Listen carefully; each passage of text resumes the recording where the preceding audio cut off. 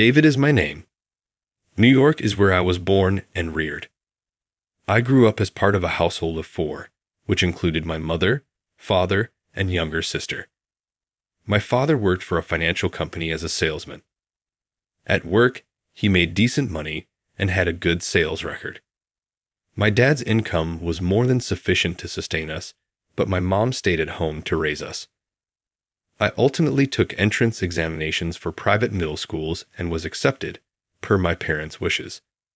Although the school wasn't particularly prestigious, there were undoubtedly many children from affluent households, and some of the pupils took pride in their modest affluence. I always believed that boasting about money was improper, especially since I hadn't earned it. Being a grade above me, Kevin was the type of man who enjoyed outdoing me and frequently annoying me. Our middle school was big on mixed grade activities, despite the fact that we were in different grades. In mixed stage groups, we even had lunch and performed extracurricular cleaning tasks. I was particularly disappointed since I constantly ended myself in the same group as Kevin, even though it would have been okay if I could have interacted with respectable seniors or attractive juniors. Kevin and the rest of my mixed stage group were cleaning the art room one day during cleaning time. "Hey David, you know your dad has a cheap family car. My family has a high-end foreign vehicle." I was merely scrubbing the tables as effectively as possible in an effort to finish the cleaning as soon as possible. However, this talk was initiated by Kevin, who was doing absolutely nothing. I'm not sure. Automobiles don't fascinate me. I have no idea what sort my dad has. You're merely acting as though you don't know because you don't want to acknowledge it. In any case, my family is obviously wealthier. Who was richer didn't matter to me until I suddenly remembered something. I went to the art room's chalkboard and grabbed a piece of chalk. By the way, my dad's car had this symbol on it. I used chalk on the blackboard to draw the insignia that was on the front of my dad's car. Our cleaning group student remarked, "Oh, that's a Mercedes-Benz, right?" That's what it is, because I realized that moment. When Kevin heard this, he became irate. "What's with you all of a sudden? You're just showing off now. That's a low blow, man. You're the worst." I thought Kevin was the real problem, but I didn't say anything because I didn't want to start a fight. I just kept cleaning quietly. After that incident, Kevin seemed to target me even more. I heard from a classmate later that Kevin's family car was actually a lower model than ours. I didn't care, but it seemed to bother Kevin. He always seemed eager to look down on me, not just about money, but also about test scores and the number of presents I received for my birthday. I couldn't wait for Kevin to graduate, but then I remembered our school was a combined junior high and high school, so he would still be around me even in high school. That was a real downer. Then, in the summer of 8th grade, when Kevin was in 9th, something happened that would give Kevin even more ammunition against me. There was one incident where I was completely looked down upon by Kevin. My parents got divorced. My dad was a salesman with good performance, definitely the outgoing personality type. Although the term outgoing personality might not have been used in his generation, he had gained momentum. In the words of my dad's generation, my dad, who was in high gear, earned a lot of money, and was a good communicator. So, he started getting close to women who worked at night. My mom found out about this and served him with divorce papers. She's not the type to cry about it. She's pretty straightforward and decisive. Dad apologized and asked Mom to start over, but she quickly cut ties and said goodbye. I supported my mom's decision, but reality hit hard. Our financial situation turned grim with the sudden loss of Dad's income, especially since Dad had debts from his extramarital affair. We couldn't expect any child support from him, so we became a low-income family. I had to transfer from my private school to a public middle school in the district, starting in the second semester of 8th grade. Mom felt guilty, but I told her it wasn't her fault. Dad was to blame. I didn't have many fond memories of that private school anyway, so I didn't mind the change. Plus, I was glad to be rid of the annoying Kevin. I told my friends I was moving to a new school, but didn't even say goodbye to Kevin. After summer break, I transferred to a new school and never saw him again. My new public school had many of my old elementary school buddies, and I actually had a great time there, way better than at the private school. This flood of memories about my middle school years came back because I'm currently waiting for a job interview at a company. The company I'm interviewing for is the largest state company in the country. My friends told me it'd be tough to get hired, but I passed the document screening and the first interview. The other day, I called for the results from the second interview. I passed that too. Now I'm here, all pumped up for the final interview. And at this place, I had an unexpected reunion. There were 5 of us called for the final interview. We were to be interviewed one by one. I was the last in line, number 5. Before the interview started, while the 5 of us were waiting, an interviewer came in to check our names. When I saw his face, I was like, huh. It was Kevin, the senior I disliked back in middle school. He looked a bit rounder in the face, so I didn't recognize him immediately, but his way of talking was a dead giveaway. At first, Kevin didn't seem to recognize me, but when he got to my name, he did a double take. David, he said, clearly reacting differently to my name than he had with the other 4. This interviewer, who I believe to be Kevin, looked me right in the eye after calling my name. I felt like saying, "Hey, long time, no see," and waving at him. But given the tense atmosphere of the interview setting, I held back. Before I could do anything more relaxed, Kevin quickly looked away and explained the interview process to all 5 of us as if nothing had happened. Afterward, we were taken to the front of the interview room and asked to sit on chairs outside to wait our turn. The first person was called in, and the interview started.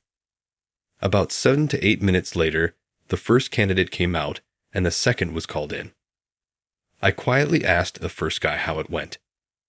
They didn't ask me much, just the usual stuff. Why I wanted the job, what I'd like to do if I got it. He replied with a relieved look on his face. So, pretty standard stuff. The guy who was 4th in line for the interview said in a relieved tone. The guy 3rd in line chuckled, and everyone relaxed a little. The 2nd, 3rd, and 4th candidates were each done in about the same 7 to 8 minutes. Finally, it was my turn. David. I was called in. Excuse me.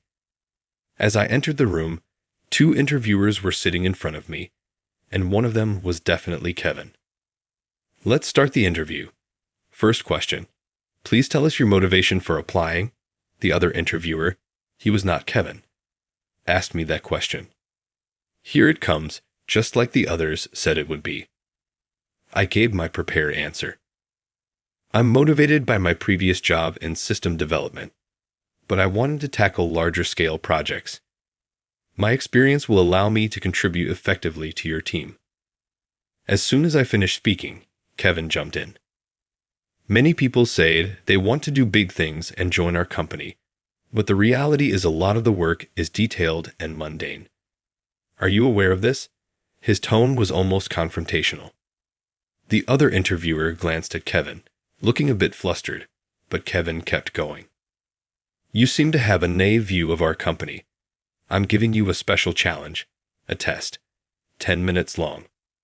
The other interviewer looked surprised. Kevin, what are you doing? We didn't give tests to the other 4. Kevin replied, It's okay. This guy is special. I never expected such a reunion, right, David? It was clear Kevin remembered me from middle school. Yes, it's been a long time, Kevin. I was wondering if I was allowed to talk about this during the interview, but Kevin seemed to have more authority than the other interviewer, and no one could control his unruly behavior.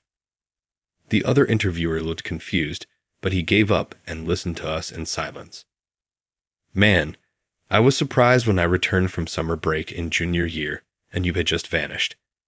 There was no goodbye or anything, and I thought that wasn't nice. Have you learned any manners since becoming an adult?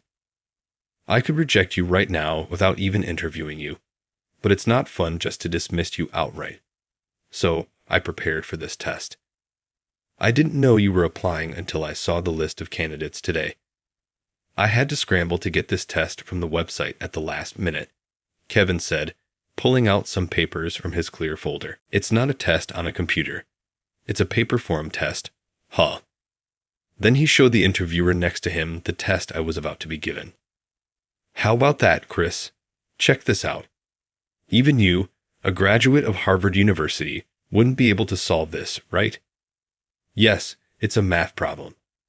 It's too difficult for me to solve, Chris, the interviewer, said as he flipped through the test. See, David? Even my coworker, a Harvard University graduate, is stumped by this challenging problem. And it took me, a University of New York graduate, an hour to solve it. So, your chances of solving it in 10 minutes are 0. Less than 0. Kevin laughed triumphantly. I was a bit surprised to learn that Kevin had graduated from the University of New York. He took advantage of my silence to further assert his dominance. I heard from your classmates later on. You became poor because your parents divorced when you were in middle school, and you couldn't afford private school anymore. So you just disappeared. Pathetic thing. Kevin laughed again. I thought to myself how terrible it is to laugh at someone else's misfortune. Well, you've always been a weird one, regardless of your family situation. You're just incompetent and bottom of the barrel when it comes to education. Anyway, I'm going to give you this test now, and I can't wait to see you crushed and walking out of here. I never thought I'd get to enjoy our reunion like this. I should thank you. Well, someone at the bottom like you won't be able to solve it. But if by some miracle you do, I'll hire you with an annual salary of $10 million. Kevin said, laughing as if he was having the time of his life. I had no response to that. The other interviewer, Chris, just sat there with a strained expression. I wondered if Kevin's behavior was even compliant with company policies. Definitely not. I regretted not recording this on a voice recorder. But who would have expected such disrespectful behavior in a job interview? This irregular situation was almost laughable in its absurdity.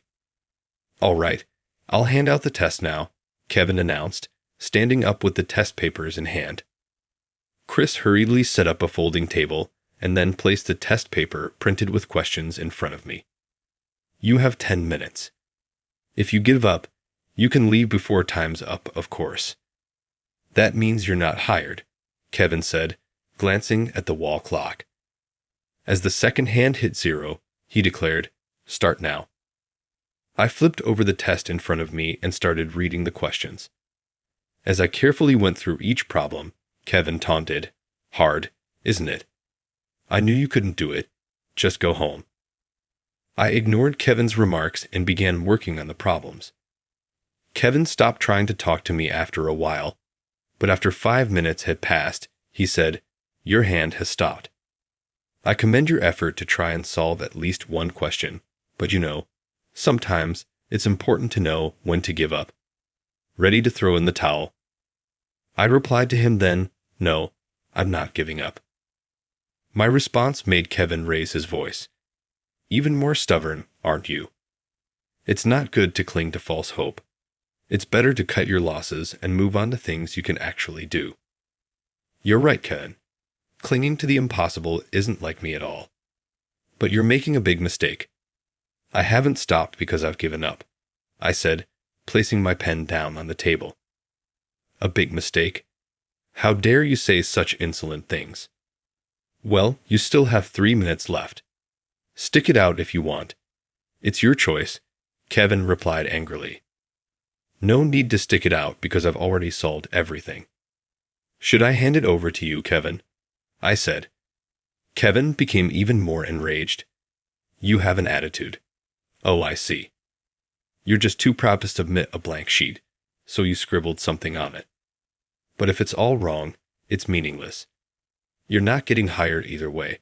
Goodbye and take care. Hold on a second, Kevin. Calm down. Just grade it properly. The answers are on the website, right? Kevin looked at me, disgusted, and said, "That's a hassle." He opened his laptop, searched for the answer page, and compared it to the test paper I had handed him.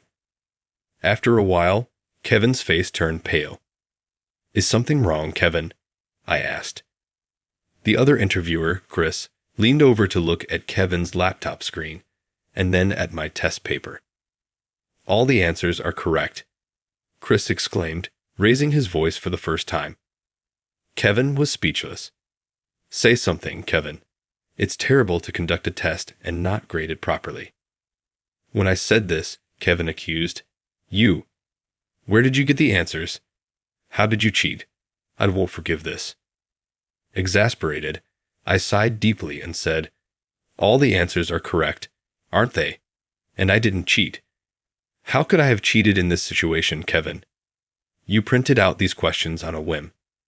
It would have been impossible for me, waiting in the lounge, to know about this in advance and find the answers. The other 4 candidates can vouch that I didn't leave the waiting area. Now, please graciously admit that all my answers are correct." Hearing my words, Kevin, visibly trembling, retorted, "Don't joke with me. How can someone with such a low educational background solve these difficult questions? What exactly are you?" I answered his question. "Kevin, actually, these difficult questions were created by me back in middle school." I said this with a straight face. "That's impossible. How could a middle schooler, especially you back then, create questions that even I, a University of New York graduate, struggled with? Are you lying?" "It's not a lie. I remember telling you back then that I always got 100% in math. Don't you remember?" I brought up our middle school days. Kevin always liked to boast about his grades and was annoyingly persistent in asking me about my test results every time. Whenever I honestly told him my grades, he would get angry and accuse me of lying, saying, "Do you realize what happens when you lie to me? Stop messing around." I always scored above 95 in all subjects, especially excelling in math with consistent perfect scores. But Kevin never believed me, so I just let it be. Back in middle school, I always thought you were lying. I never thought of you as a studious person.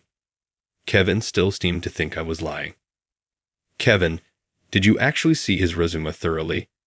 The education section after high school is on another page, and I missed it too."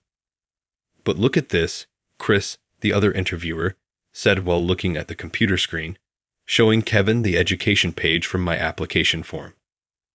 Kevin rolled his eyes as he looked at the screen. "What?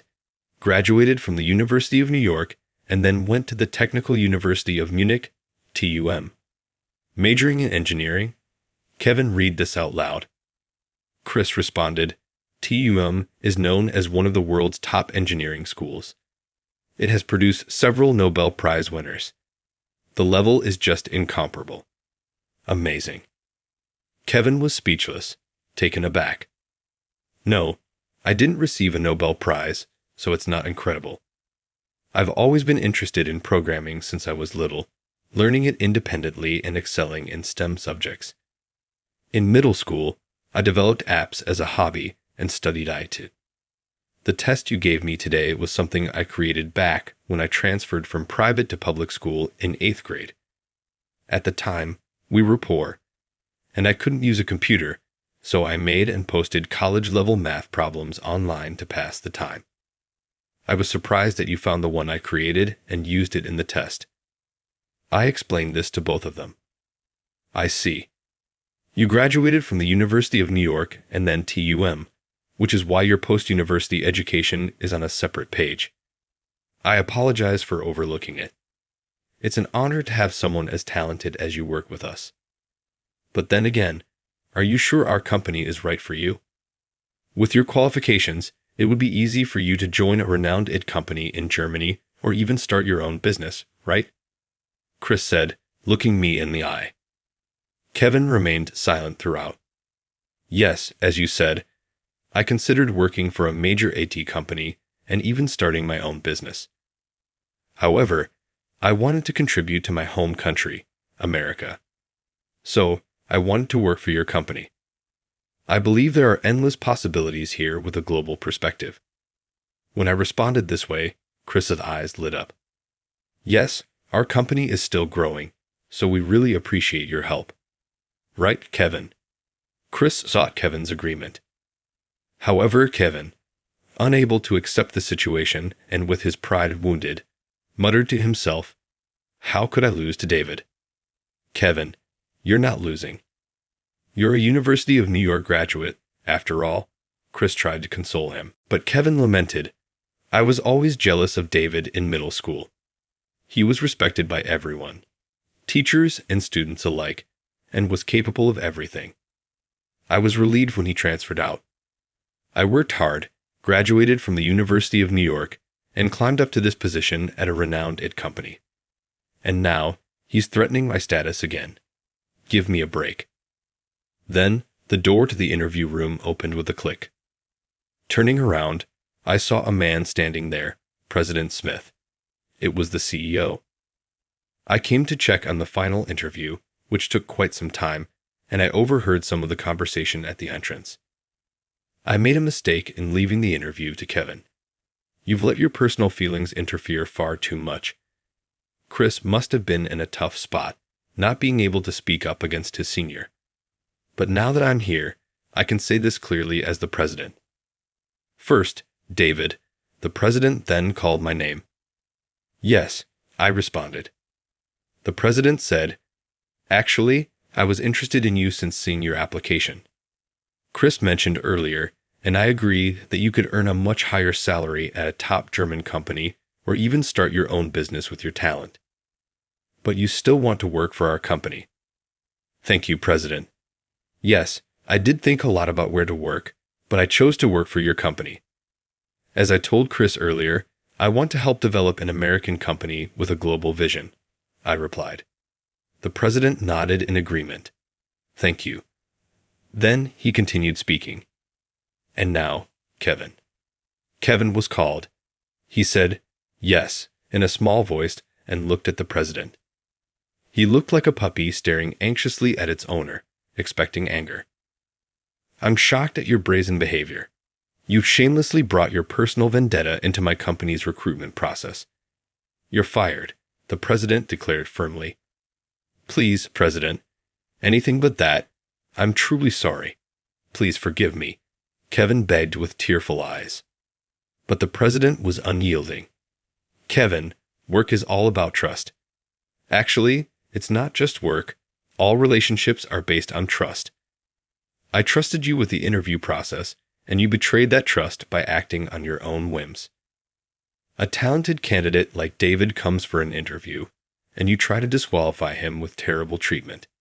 If we let that happen, it would be a significant loss for the company. Losing you would be better than losing David. In fact, we don't need someone like you at all. Someone who loses trust, regardless of being a University of New York graduate. Kevin just looked down silently. Chris appeared somewhat relieved. The president continued, staring. Well, I did trust you with the interview, but fairness is crucial. So, we installed a voice recorder in the interview room without your knowledge. The president placed the recorder on the table and played the recording. I inwardly cheered for the president for having a voice recorder. The recorder started playing the conversation. Kevin's voice, full of intimidation, was unmistakable. No matter your family background, you're just incompetent with a bottom-tier education. Did you even graduate high school? Just barely a high school graduate, right? Anyway, I'll give you this test now and enjoy seeing you crushed and leaving. I never thought I'd enjoy such a reunion. Thank you. This test is probably insolvable for someone at the bottom. If you somehow solve it, I'll hire you for an annual $10 million salary.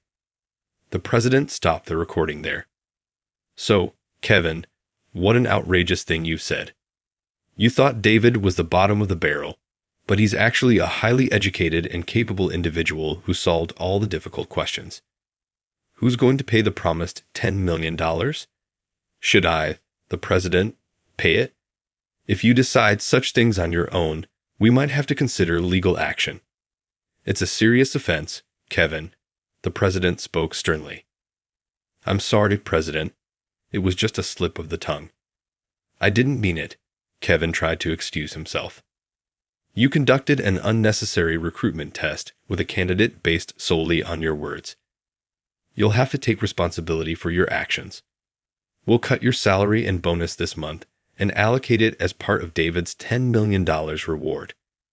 Of course, it won't be enough, so you'll have to make monthly payments to cover the rest," the president said even more sternly.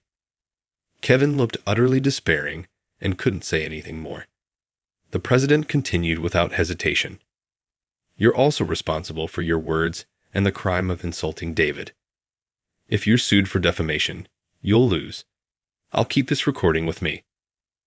I couldn't help but admire President Smith for taking down the obnoxious Kevin so thoroughly.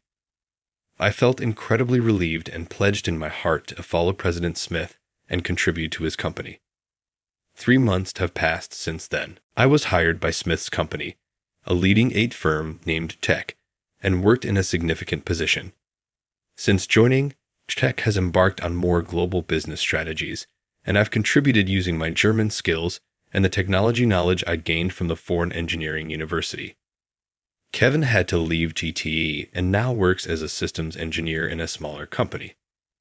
I happened to bump into a middle school classmate the other day, and we talked for a bit in a cafe. His name was Brian, and he was in the same group as me in middle school at the time. He and Kevin had been hanging out together. "You're working at CHCH, right?"